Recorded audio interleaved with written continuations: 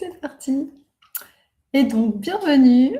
On se retrouve aujourd'hui pour la toute première fois pour vous accueillir dans cette aventure, l'aventure du calendrier de la transformation et l'aventure de l'école des symboles.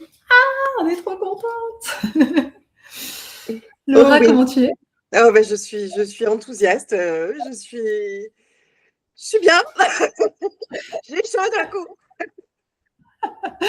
Et moi, je suis aussi, j'étais impatiente en fait. On a profité de l'organisation de tout ça pour rencontrer nous aussi de calendrier et ça a été déjà merveilleux. Plein de cadeaux. Donc, on va vous en parler juste après. Déjà, un petit mot pour vous dire pourquoi on est là. Cette idée, en fait, le calendrier de la transformation, il est né d'il y a un peu plus d'un an. Ouais. L'envie de co-créer avec Laura un oracle. Moi, c'est venu, elle m'a envoyé un de ses dessins magnifiques et je dis ah mais si tu veux, j'écris les textes et on fait un oracle. Et tu m'as répondu Pas le temps. On va faire un calendrier pour commencer. voilà. Et donc on a commencé avec un calendrier. Et de ce calendrier est né plein d'autres idées. Et en fait, une fois que Laura a fait les dessins, moi je suis arrivée avec ma touche, je suis venue canaliser les messages à l'âme, qui nous ont à chaque fois un peu plus bouleversés, et comme à chaque nouveau dessin qui arrivait. Et en fait, j'ai compris, au début j'ai reçu les messages par visio, par photo, voilà, les images, je trouvais ça joli. Et puis quand Laura a commencé à me parler de l'histoire des symboles qui étaient dessus, j'étais comme un enfant à l'écouter en disant oh, mais c'est magnifique, mais je veux en savoir plus. Mais il faut qu'on crée une école. Est-ce que tu peux nous en dire plus sur d'où ça vient, toi, tous ces symboles pour toi? J'ai toujours navigué avec tous ces symboles autour de moi, mais en tout cas, ce qui était important dans le calendrier, c'était de transmettre l'énergie du mois, comment on doit se poser, comment on doit se comporter, comment on doit voilà, anticiper ou sentir les choses autour de nous. Et le symbole, ça a toujours été des compagnons en fait, de compréhension. Donc, c'était dans toute logique qui se sont invités. Qui se sont invités dans les dessins et je trouve ça magnifique. J'ai toujours en souvenir ce jour-là où j'ai commencé à te dire ce qu'ils voulaient dire, leur signification et ce qu'ils peuvent nous apporter. Et d'un coup, l'évidence qu'il fallait qu'on partage. Parce que c'est d'une richesse sans fond. Hein. On ne pourra pas tout dire, mais en tout cas, les comprendre et se les approprier. Voilà l'idée. C'est très fort et très juste ce que tu dis, parce qu'en fait, finalement, on s'est un peu renseigné pour savoir s'il existait des écoles de symboles. Il y a des livres qui sont très bien faits, il y a des écoles de symbolisme en lien à toute l'approche psychanalytique et des rêves, etc. Mais en fait, une école des symboles, avec la simplicité et l'accessibilité de ce qu'on propose, ça n'existe pas, en tout cas pas que je connaisse en France. Si vous avez des infos, je veux bien.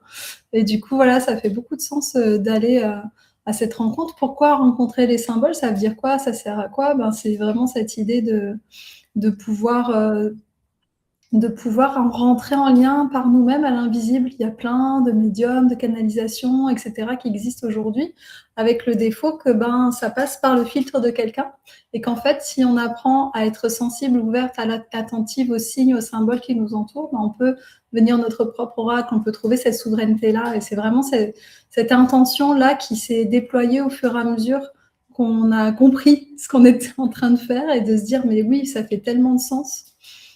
Oui, et puis sans avoir de directive sur des approches ou des connaissances. Il y a tout qui est mixé, en fait. C'est de comprendre que tout est un. Enfin, on peut utiliser des symboles ou des symboliques venant de toutes parts. Voilà. Il Oui, n'y a pas de parce que frontières. ouais, on nous a demandé quel type de symbole, est-ce que c'était sur une formation précise? Non, on va mélanger des symboles à la fois celtiques, à la fois indiens, à la fois des animaux, des choses simples en fait. Et ce symbolisme, on y a tous accès aujourd'hui, quelle que soit la partie du monde, et pouvoir voilà, être trouver ce chemin. Il y a quelque chose de très intuitif aussi. Le fait de fonctionner en calendrier, ça ramène aussi une temporalité qui est, à mon sens, fondamentale. Donc voilà, il y a cette première intention qui est venue pour l'école des symboles, de pouvoir transmettre et offrir cette opportunité d'exploration. Mais il y a eu aussi une deuxième intention qui a été là, en fait, quand on a commencé à partager les premières images, les messages du calendrier à des testeuses. Merci encore à elles. On s'est rendu compte de toute l'ampleur de la transformation, des messages qui pouvaient être arrivés, qui pouvaient être parfois chamboulants, remuants, ou pas toujours tout compris du premier coup. Et on s'est dit que d'avoir un espace de soutien pour les transformations que propose ce calendrier, ça faisait beaucoup de sens. Oui, d'accompagner. De mettre de la lumière aussi. Hein. D'être plus... de trouver les mots justes, en fait, à ce qui nous traverse. Voilà, et du coup, c'est de là qu'est née cette idée de faire des rencontres mensuelles dans le cadre de l'école des symboles. Donc en gros, à quoi ça sert? C'est offrir cet espace de sororité. Finalement, on est souvent un peu isolé dans notre spiritualité, dans notre sensibilité, dans nos intuitions, de pouvoir avoir ces espaces de partage entre femmes. Se donner aussi l'occasion de creuser un peu plus cette part sensible, intuitive, cette reliance au symbole, d'apprendre. Voilà, moi je suis une grande curieuse, j'aime apprendre pour que ça accompagne nos intentions de transformation. Est-ce que tu peux nous dire un mot, Laura, sur qu'est-ce qu'on va y faire concrètement dans ces rencontres? On va justement approfondir l'ensemble des symboles qui sont proposés tous les mois. Il y a un petit texte explicatif, ou du moins pour les repérer dans le dessin. Et là, en fait, on va plonger dans leur signification, en tout cas dans la signification qui m'a accompagnée. Donc, ça ne sera que des propositions de symbolique qui me parlent au moment où j'ai dessiné. Et donc, c'est traverser cette image en profondeur avec eux. Oui, il y a vraiment cette idée, dans un premier temps, il y aura un temps comme d'enseignement où Laura, elle partagera toute sa vision et son expérience et ce qu'elle a creusé comme information sur ces symboles. Et puis un deuxième temps où on va aller vraiment échanger dans l'expérience. En fait, chacune va partager comment elle-même, elle a rencontré ces symboles, ce qu'ils sont venus lui dire dans sa vie. Et donc, on n'est plus juste dans quelque chose de théorique, on est vraiment dans quelque chose de l'ordre de la co-création, en fait, de partage d'expérience. Et par expérience, justement, c'est la meilleure des manières pour apprendre, pour comprendre, pour s'approprier, en fait, ce symbole-là. Parce que pour chacune, il va avoir encore une tonalité différente, en fait. Et d'être dans le miroir du cercle, ça sera riche aussi d'entendre la signification pour chacune. Ouais. Et dans l'expérience du vécu des calendriers aussi. Et après, il y aura un troisième temps dans ces rencontres. Je te laisse en parler. On va aller un peu plus profondément encore dans l'univers du dessin au travers du conte. Chaque dessin a donné vie à un conte pour plonger encore plus loin. Et donc, ça sera le partage du conte sous forme de voyage. Voilà, ce sera un voyage intérieur. Grâce au conte, on va comme plonger dans le dessin pour avoir l'occasion de recevoir directement les messages. Et puis, il y aura un quatrième temps, chacune y met sa graine. Laura a écrit tous les contes et moi, je suis encore en train d'écrire les prières qui vont avec chacun des mois et des messages pour accompagner cette transformation. Donc, je partagerai la prière avec laquelle vous pourrez repartir pour qu'elle puisse faire son chemin avec les mots pour soutenir encore ces transformations. Et puis, de chacune des prières, j'ai enregistré un chant qui est venu. Donc, je partagerai le chant aussi pendant ce temps-là. On a hâte. Oui, on a hâte de commencer. Voilà le programme de ces rencontres. Rencontres sur 1 an, avec l'idée de cheminer ensemble. Et donc, on sait que chacune peut avoir des contraintes d'horaire, etc. Si vous n'êtes pas là une fois, vous aurez le replay pour continuer à cheminer à votre rythme aussi. Et c'est toute notre idée, c'est de laisser cette souplesse-là aussi. Tout à fait. Quelques questions que peut-être vous vous posez pour donner des petites précisions sur le fonctionnement de cette école, histoire que vous ayez toutes les informations pour savoir si vous avez envie de nous rejoindre. Donc, les détails sur les dates, les tarifs sont bien indiqués sur le site et sur les mails que vous avez reçus. Mais néanmoins, il y a eu quelques questions du style « Est-ce que je peux rejoindre en cours de cycle ?» par exemple. Et oui, il est tout à fait possible de rejoindre en cours de cycle. Pourquoi? Parce qu'on a intitulé le calendrier, ce calendrier est intemporel. Il n'y a pas une grille sur les mois de l'année 2026. Il va nous accompagner longtemps. Donc oui, c'est possible de le prendre en cours de route. Et il y a cette idée que s'il y en a qui ont vraiment envie de commencer en janvier, même si elles arrivent en mars, on pourra transmettre les enregistrements des enseignements, par exemple, ou du voyage éveillé avec le conte. On coupera au montage les partages personnels des personnes qui participent au cercle. Ça n'est accessible en replay qu'aux personnes qui sont engagées sur l'année. Mais celles qui nous rejoignent, si elles arrivent en mars, elles pourront avoir accès quand même à l'histoire depuis janvier, ou simplement suivre le fil et puis continuer l'année prochaine. Voilà, là où elles sont, en fait, les deux sont possibles. Mais donc voilà, il y a cette idée que les replays, ils seront accessibles qu'à ceux qui sont engagés pour préserver ce groupe, cette cohésion, cette confidentialité, et que vous puissiez vous sentir voilà, dans ce cocon de transformation.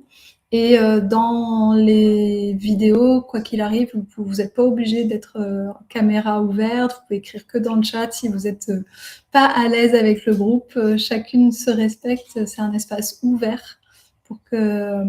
voilà, pour pouvoir y goûter là où on peut. J'ai envie de le dire comme ça.